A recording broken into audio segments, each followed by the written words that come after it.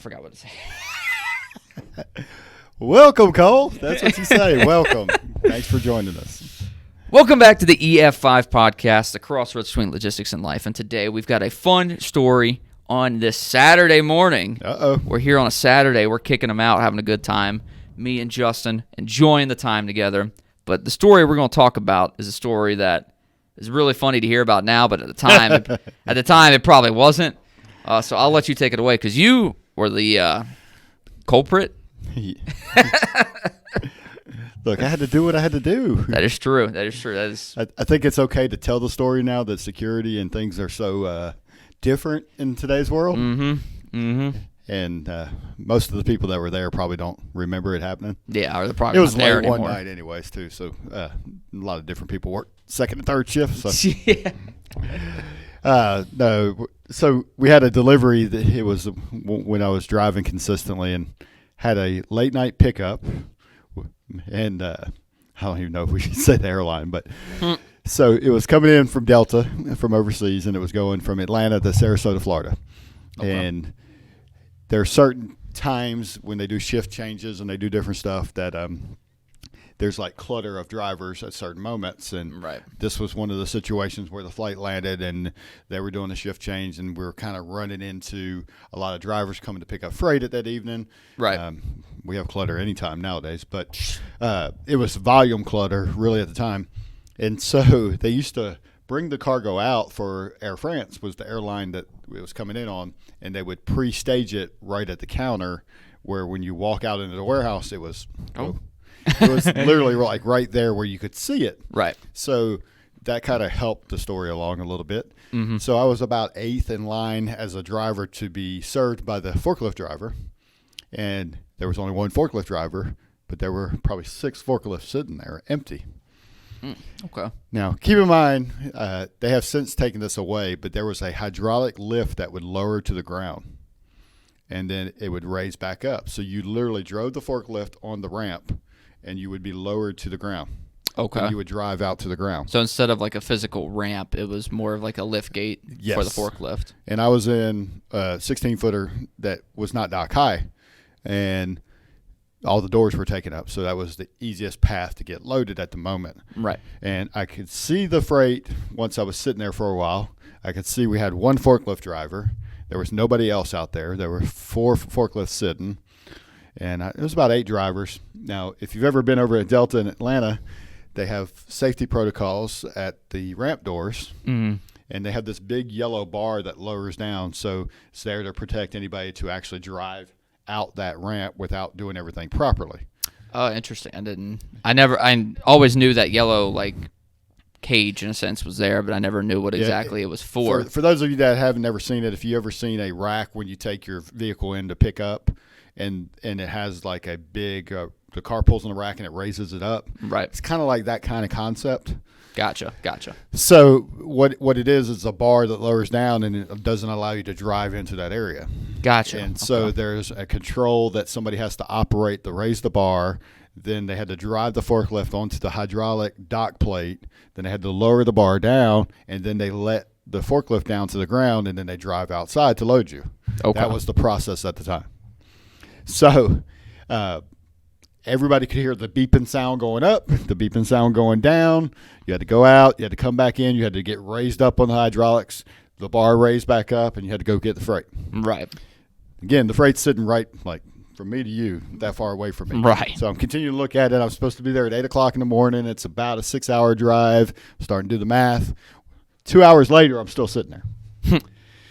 So I went up to the forklift driver.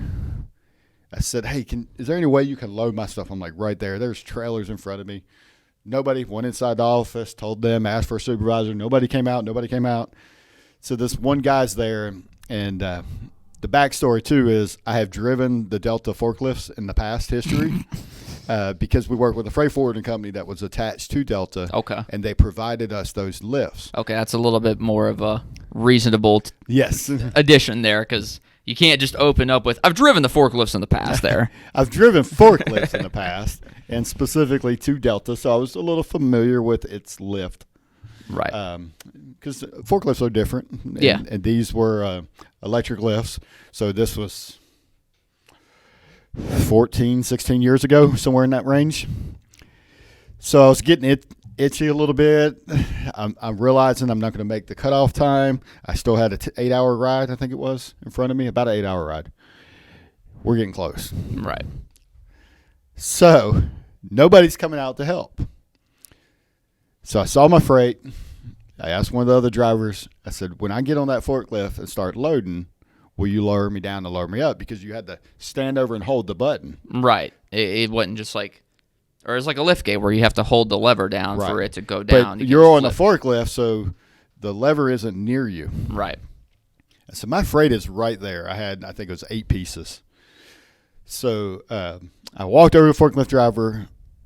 I said, I'm about to get on that lift and load my own truck. And he told me, he said, I didn't see anything. And he had to travel in the back. He was working hard. It wasn't like he was the lazy. only person in there, like, actually, just working, doing his job. So I hop on the lift. I'm like, it's the time. Like, nobody's doing anything. I had the Tigers playing in the background, like in your head. Oh, yeah. I was like pumped. I was like, I'm doing it. By the time anybody figures this out, I'll be out of here.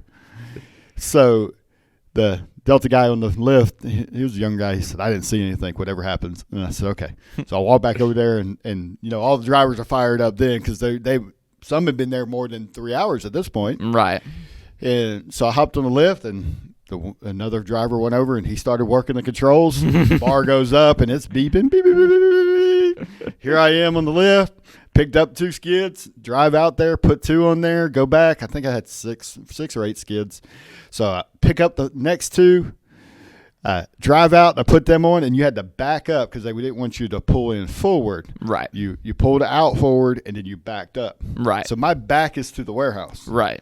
So he's raising me hydraulically up the lift, and then I hear him go, there's some guys coming out of the office.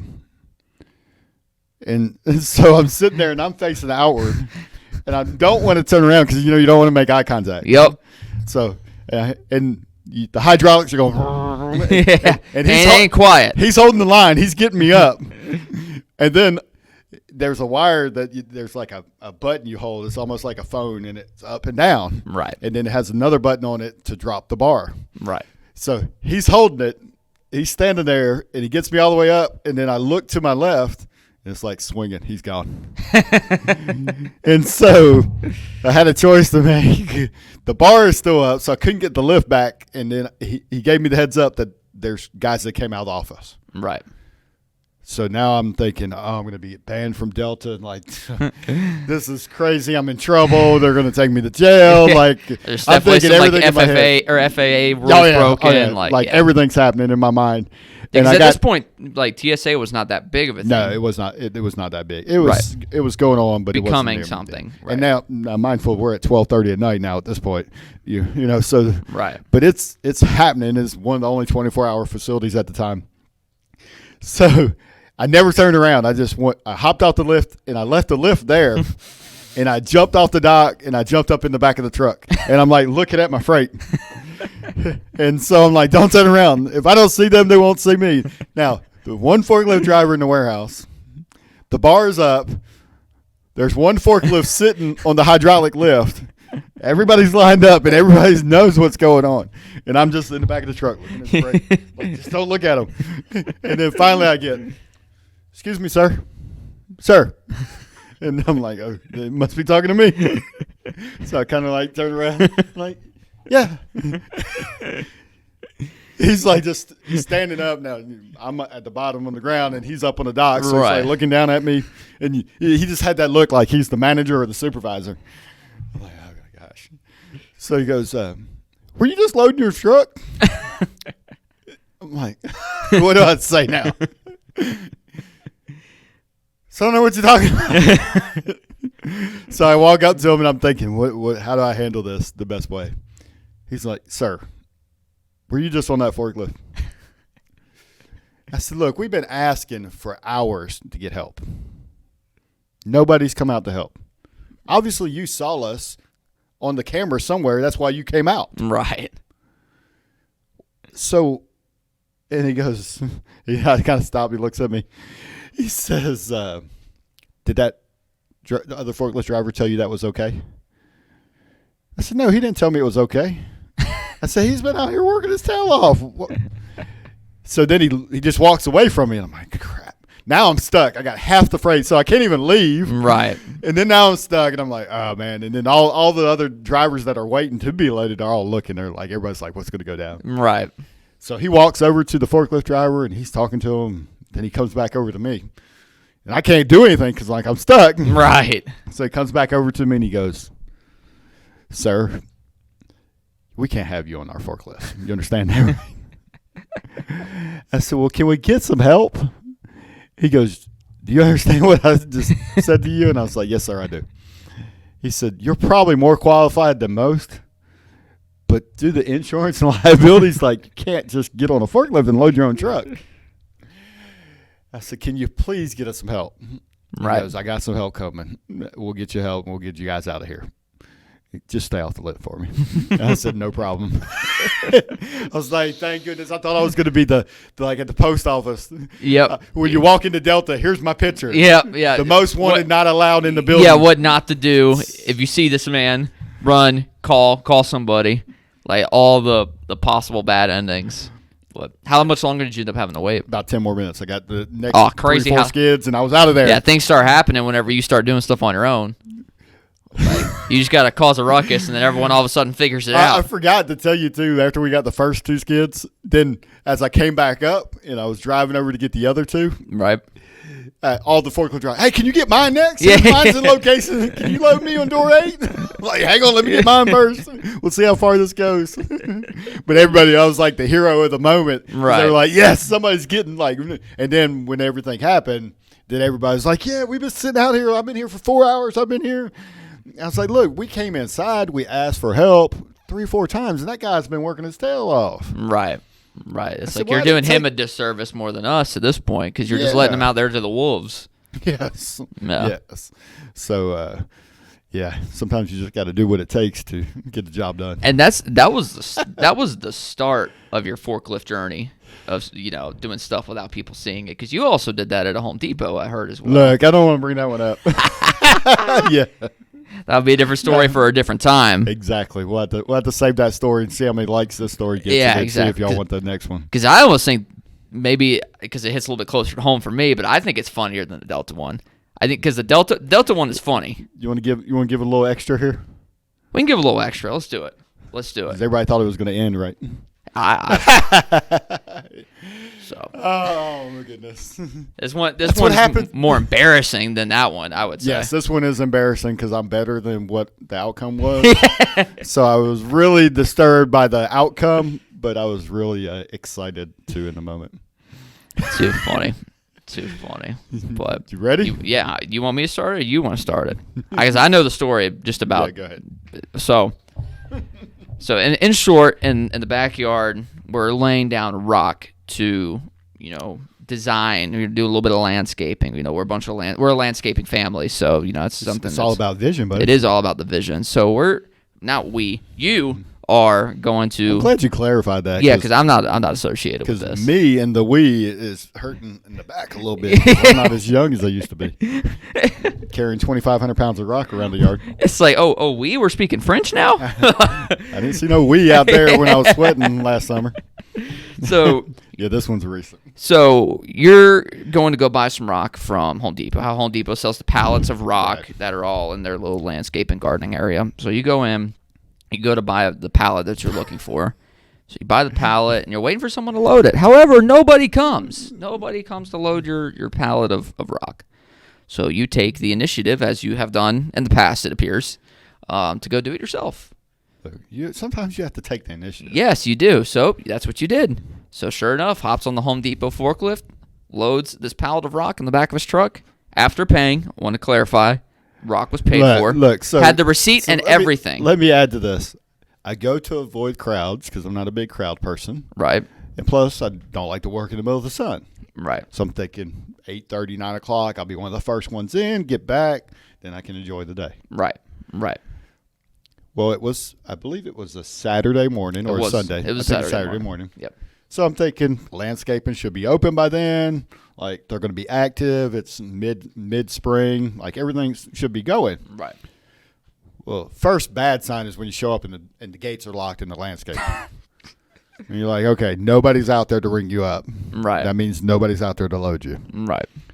So when I saw that, I started scouting because they had all the rock lined up in the parking lot. Yep. So I'm like, where's my SKU? Where's my part number? I'm doing the business enough. Yep. I'm like, all right, I bought this rock before. I know what it is. It's the pea gravel. It's, 336, whatever. So it's all stacked. So I'm like, okay, got my eyes on it. So I can help the forklift driver find it so I can get out. Yep. It's over there. It's right here. Yep. Then now it's like, okay, well, I got to get somebody at the customer service to come out, unlock the gate, all this. Forklift's outside the gate, so I don't have to worry about where the forklift is in the Home Depot. Yep. So I'm like, okay, we're good. It's not going to be as smooth, but it's going to be pretty smooth. Right. Acceptable. So I buy the rock. I go back up front. I go to customer service on my way out because the landscaping's closed. So I have to go out the normal area to drive back to the other area. So I get up there. I'm like, hey, I need a forklift operator. We're in the back. I'm picking up a pile of rock. Okay, no problem. She calls. I'm like, okay. Go back. 15, 20 minutes go by. Nobody. Still not open. It's like 9:30ish now. Mm-hmm. So I walk back up there. Call again. Sorry about your wait. Nobody. So I keep looking over. I'm like, he's about to make the move. Stalking time for his prey. action. Yeah, stalking the prey. So kind of like the Delta story at the beginning. Every forklift's kind of different. So I'm like, okay, let me understand. So I kind of like, I'm walking up. I'm looking at the lift, eyeing it up. I'm like, okay, it's Clark or whatever it was. I'm like, okay, it's not the best, but it's an outdoor one. Right. Probably got a little funky things. I'm kind of like looking at it. Plus, he's going to load my truck, so I want to know like what this guy's going to do to my truck when he goes to pick up this rock. Yep, exactly.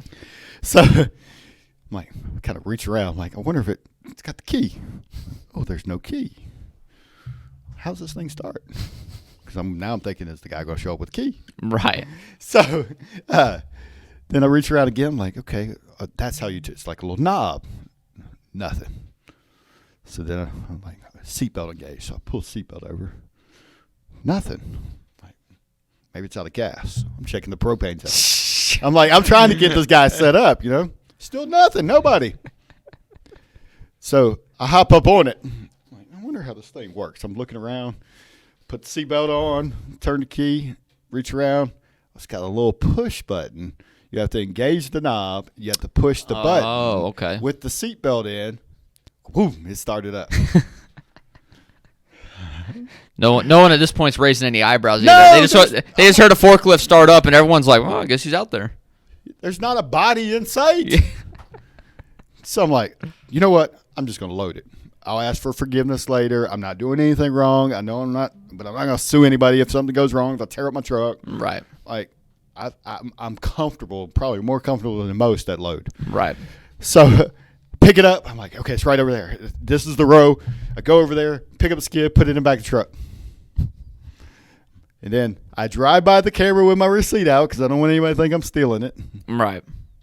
Right. Now I'm kind of excited. I'm like, man, I made something happen.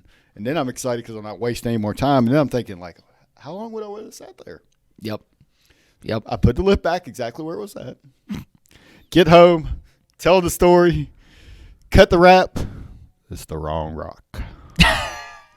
Not only is it the wrong rock, it's red rock, lava rock, which we have no lava rock in. Like, I can't even use it anywhere. Right. Like, it just doesn't fit the entire mold of what is going on in the backyard. So then I had to really take action. Now at this point, like, I got to bring it back, and nobody loaded me. And I'm coming back with some rock to tell them I loaded my own truck wrong. And can I get my right rock back? So I'm like, I'm just going to have to ask for forgiveness at this point. Yep, like, I'm in trouble. That's when you're like, all right, it just is what it is. Like, hopefully they don't care. So then I drive back. Now, the gates are open. Now, this is like 11 o'clock on a Saturday at this point. It's happening. You ever been to Home Depot or Lowe's at 11? Yeah. It's jumping. Oh, yeah. Flowers. There's people everywhere. Yep. But it's on the side, so I pull around. I'm like, okay. So I'm like waiting until I see the guy, but I notice the forklift hasn't moved. So then I'm like, you know what? Let me just get the rock off. So I hopped on the lift. Now I know how to work it. Right. Drive over there real quick. And I'm like, if they see me, I'll ask for forgiveness. I'll tell a story. So I pull it off. I stack it back in there. Nobody's around. I realized the bottom skid and the row next to it had the same skew, but they put that particular rock on top of the next row. Gotcha. So it was like a different it was right where I saw it, but I was like so anxious to grab it and not get in trouble for anybody else in trouble. I just wanted to get in and out with it. Right. I grabbed the wrong pallet. So now I got my eyes on the right pallet. Right. Now I'm already on the lift. I got the wrong pallet off. Right. I can see the right pallet. So of course, what do you think I did? Oh, you just switched it in and out. Easy. Yes. Easy. So I put the right pallet on. Well, as I'm going to get the right pallet, about this time I see a guy lean around the corner. I'm looking the whole time like they're going to come get me. Flashbacks, PTSD's coming back. Delta story again. I'm like kind of looking, and I see this guy come around the corner over by the flower area, and he's waving at me. I'm like, they got me. And Home Depot, they wear the little orange vests and stuff. Yeah, occasionally, but like there's people walking around that don't always have it on. Right, they're plain clothes. They're not like a true uniform in a sense. So it's landscaping. It's outside. I'm just assuming the guy's waving at me like, "Hey, get out the lift," and he's like, he's off like far 100 feet away or so. I'm like, crap. And so I kind of stop, and then I look over and I'm like, that's a customer. He doesn't work here. So I threw my hand out. 1 minute. He's like, okay. He throws his hands up back and he turns around and walks away. I'm like, okay, I can finish the rock. Yeah. So I put it on. And then I drive and I park the lift right back where it was at. Right. And then he's standing over. He's looking. He's like, he's not coming to get me. So I get off the lift. I walk over to him, and he's an older gentleman. And I was like, sir, I don't work here. He's kind of looking at me. I said, here's my receipt where I bought the rock. Fortunately, I loaded my own truck this morning, and I loaded the wrong rock to start the morning. I said, how long have you been here? Hour and a half, waiting for them to load some rock on my trailer right around the corner here. I said, I was here just before you, and I would have still been sitting here waiting on the same thing. So I decided I was going to load my own rock. I'm thinking, man, this guy's thinking I'm telling him some story and I'm stealing rock. And as soon as he gets somebody from Home Depot, he's going to say, yeah, some guy stole a whole pound of rock and he just drove away in a black truck. I said, I promise you, here is my receipt. I promise I bought it. I loaded the wrong rock. I brought that rock back. I put the right rock on. And if you weren't in front of everybody, I would come load you, I promise, but I don't want to get in trouble being on that lift. I don't want you to get in trouble. Right. He's like, I get it. I understand. I said, I'm sure somebody will be with you, but I need to go ahead and get out of here. Yeah. It's like, I need to dip while I can, while I've got the opportunity. So, of course, I drive back by the camera. I'm like, I got the receipt, wrong rock. I'm like talking to the camera as I'm driving by. I'm like, oh, my gosh, I got to get out of here. Imagine, like, your asset protection, because I know that Home Depot specifically has like an asset protection in there. Oh, and they're watching the cameras. They're like, "They just stole a pallet of rock." He's got a receipt. Okay, and then they see him come back. They see him come back. Like, that guy was here earlier, and he's unloading his rock. And then he does it again. He's like, he just put on a new pallet. He's got a receipt again. I see. Gotcha. Well, the funniest thing was I went back like, I don't know, 2 weeks later or so to get another pallet.